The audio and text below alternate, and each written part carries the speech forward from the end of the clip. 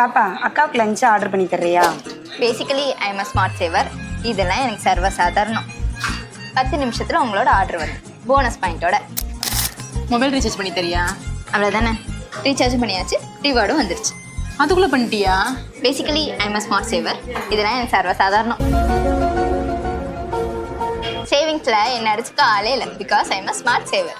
நீ ஸ்மார்ட் சேவரா இல்லையான்னு நான் செக் பண்ணுறேன். உன்னோட பெஸ்ட் சேவிங்ஸ் என்னது? தங்கம் தான்.